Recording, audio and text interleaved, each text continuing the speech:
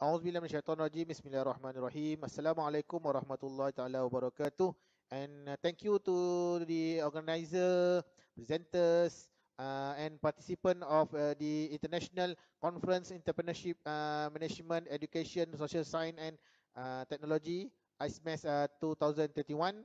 And I'm Muhammad bin Abdul Rahim, master student from Research Center of Dakwah and Leadership, Faculty of Islamic Studies, National University of Malaysia, and also I would like to share my study about the South approach to dealing with crime among people with physical disabilities. Okay, now we're going to the introduction. First of all, I would like to share who is the people with disabilities.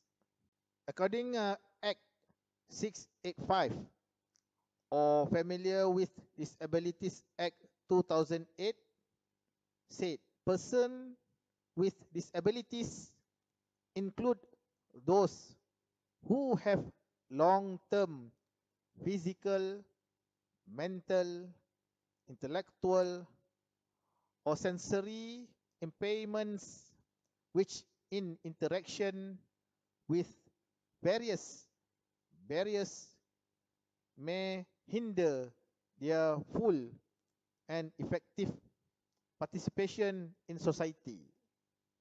And also according World Health Organization, WHO, over 1 billion people are estimated to live with some form of disability. This corresponds to about 15% of the world's population, with up to 190 million, which is 3.8% people aged 15 years and older having significant difficulties in functioning, often requiring healthcare services. The number of people living with disability is increasing in part due to aging populations and increase in chronic health conditions. And I also would like to share about category of disabilities. First, hearing disability. Second, visual disability. Third, speech disability. Fourth, learning disability. Fifth, mental disability. Sixth, multiple disability. And the last seven, what I covered is physical disability. Okay, now we're going to another topic that I will share with is crime scenario in Malaysia. I would like to share Malaysia ranks fourth in crime index rates in the Asian region, reports the global database site Numbeo. However, the index released as of middle 2020 showed a decrease to 58.55% compared to 60.66% in the same period last year. Those seeing the security rate in the country also increased from 39.34% in the middle 2019 to 41.45% middle 2020. According Muhammad Uzair Mahidin 2019, Malaysia ranks 26 out of 133 countries. The index crime ratio of 100,000 people in Malaysia in 2018 improved to 273.8 compared to 2017 is 309.7.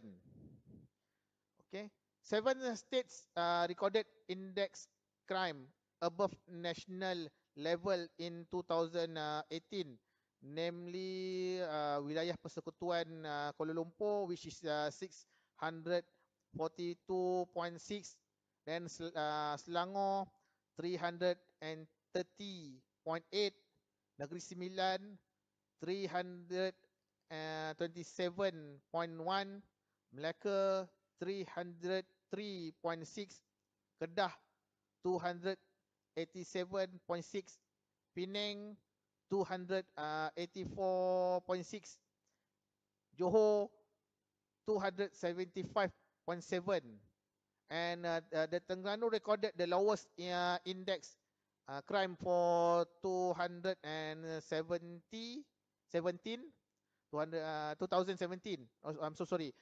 Lowest index crime for 2017, which is 148.4.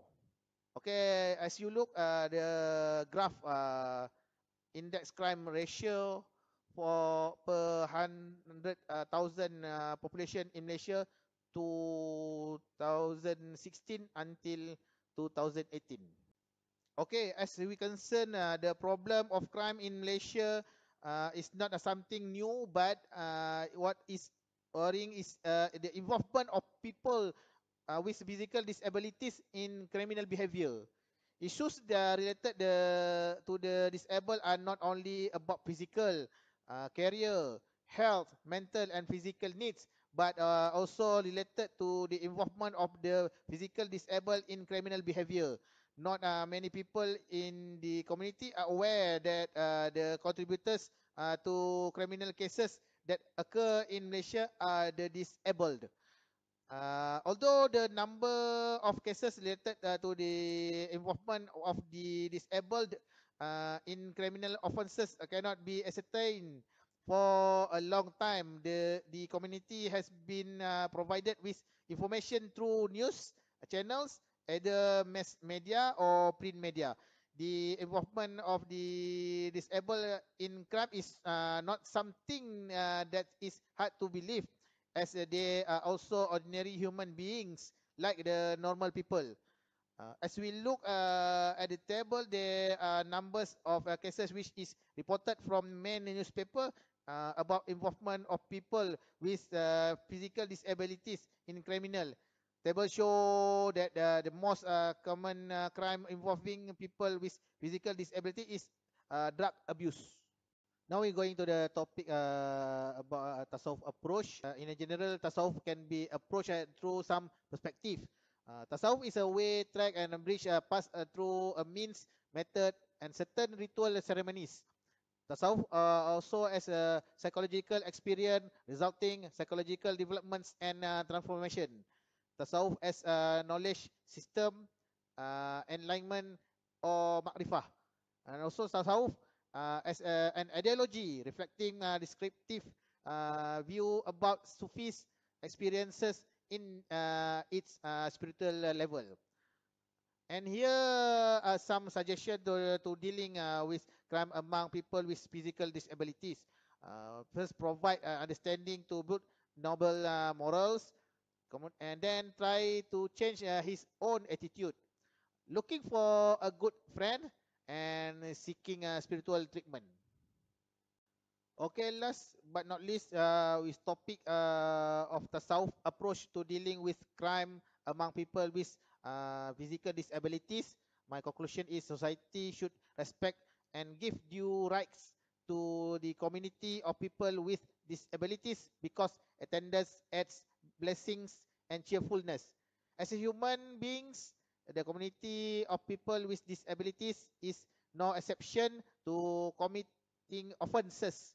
Therefore, various methods should be taken to educate the community of people with disability, including using the Sufi or Tasawuf approach. Thank you. Assalamualaikum warahmatullahi wabarakatuh.